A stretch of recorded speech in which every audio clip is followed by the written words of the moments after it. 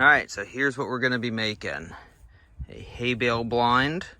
It's 8 feet by 4 foot. It's the footprint and probably about 5 feet tall. And the cool thing about it, it has wheels. Watch out, Monty. And a trailer hitch. So you can move it around throughout the field. Hello. It's got a door right here to get into. Some different viewing ports. Has 2 little shooting ports out of the front for turkey and deer, and the whole roof pops open to shoot geese out of. I'll show you all that and how I built it in a sec.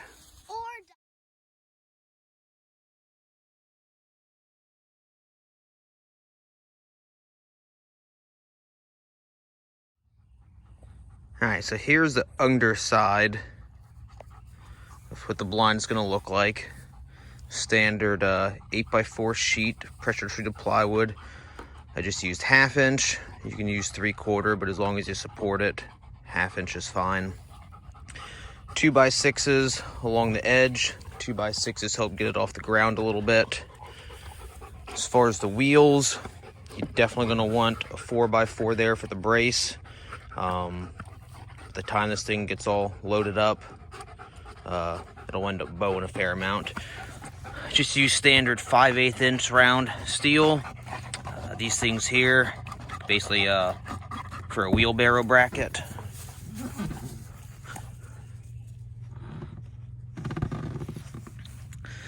Did a couple extra supports. With the first one, I didn't have this, and then when moving it around, this ended up bowing quite a bit and flexing the wheels, so that'll stop that from happening. Make sure you get some of these spacers for your wheels so that your wheels have a little bit of space so they don't touch the trailer when they spin. And then you're gonna need these things here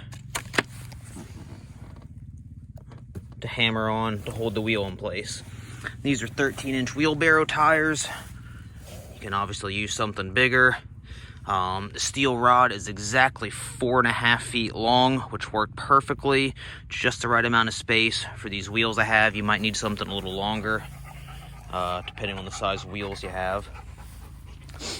I got 2 trailer hitches, or I'm sorry, trailer jacks on each side. That'll help level it out when it's not being towed, when it's sitting in the field. As far as for the actual trailer itself, or the trailer tongue, use a 4x4, screwed in from a whole bunch of different sides. It's also screwed in from the top as well into here to help support it. Got L brackets all there. And then I just used a typical or standard 1 7/8 inch trailer tongue. I just had to cut this back a little bit, and that'll work. Okay, here's what it looks like flipped over with the walls up. There's a Caitlin. So the trailer jack, I mounted a little higher up because of the smaller wheels I used. Helps level it out a little bit better. If you use bigger wheels, it'll get it a little higher off the ground, which is really better, but didn't feel like spending more money on extra wheels. So the walls, just standard 1/2 inch pressure treated plywood. Took like a 1x2, put it at the bottom, and a 2x3 at the top. You want this stuff on the outside because that's what you're going to attach your wire cloth to.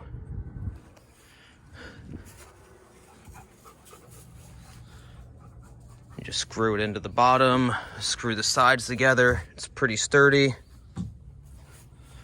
There's our trailer hitch. And also, when you're done with it, you're gonna have to put hay on it. Yep, gonna need a lot of hay. Because it's got a hay bale blind. Here's our door. I recommend putting it in the back, otherwise you're gonna be tripping over the trailer hitch, getting in and out. And that's what we got so far. All right, here's where we're at so far. Got some of the wire on the 2 sides. boat up over here to make the top of her hay bale. And then you need this space here so you can shove your hay in. This plywood will hold it in place. We got her door.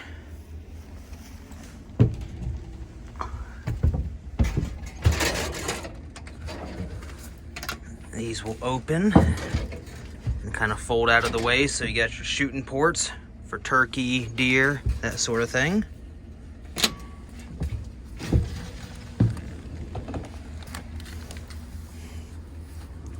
Still got to put wire on these sides.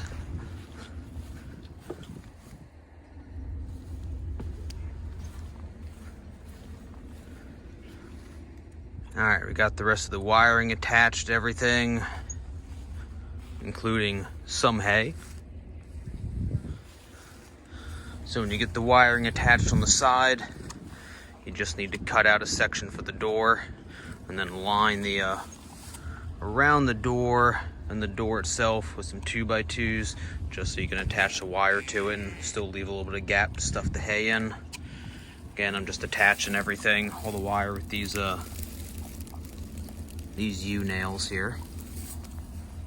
As far as on the inside, we got ourselves a nice little shooting rest here. We got a bench. These are both made out of just 1x6s. There is a little bit of space at each end of the shelf and the benches, so you can stick a rifle or a shotgun and hold it there nice and good. These open up. We got little viewing ports there. We'll clear that out a little bit better when we're ready. These open up, kind of just tuck away in the corner there.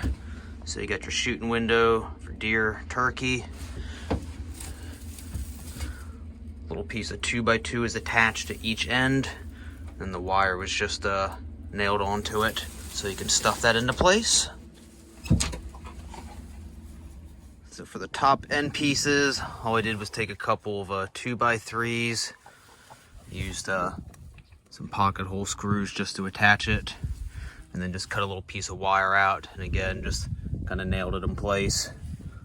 Used some scrap plywood just to create the wall, cut out a couple little viewing ports so you can see out the side. All right, as far as the roof goes, my last one I made a little differently, whereas two panels opened up that kind of flapped open, which I'll show you in a little bit. This one I made so the entire roof opens up. Once you get your wire draped all over, you're gonna need to cut it off where you want your doors to open. And basically all I did was just tie it back on with some zip ties, which work perfectly as hinges.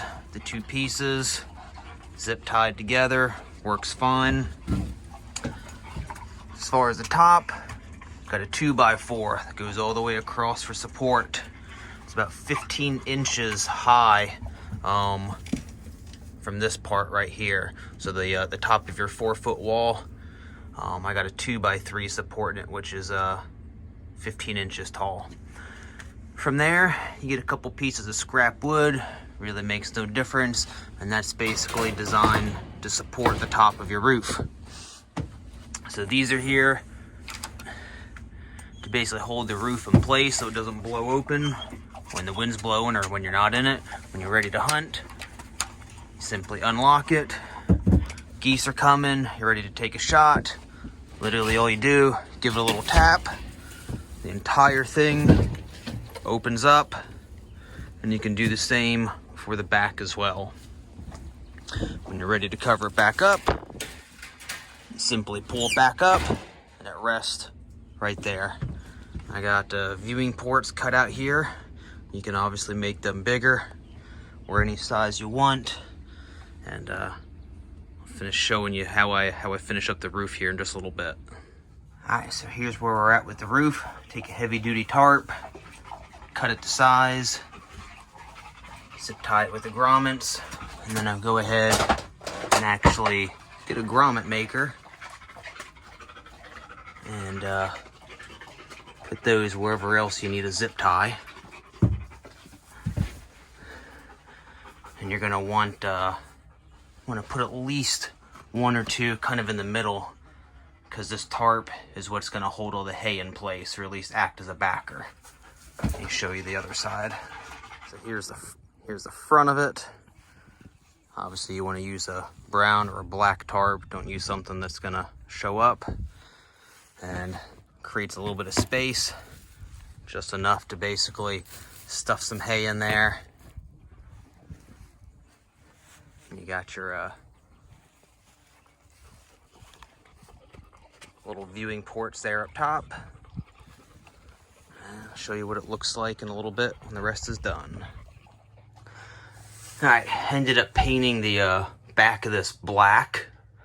Main reason for that is so if you're in here bow hunting, you're not going to be silhouetted. Generally camo is pretty dark, so put that up against a black background and a little less likely to be seen. Shelf here I painted a brown, just to kind of blend in a little more when you got the shooting ports open.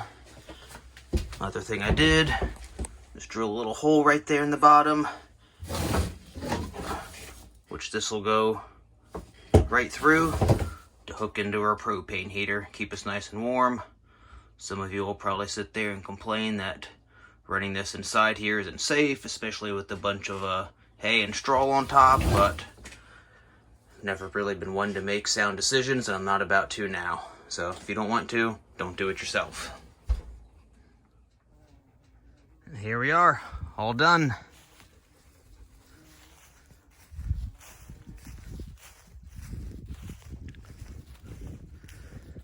On the back of the roof, ran out of hay. So I ended up just finding a bunch of just long dead dry grass. Was able to shove it in there the same, and actually kind of like the look of it better.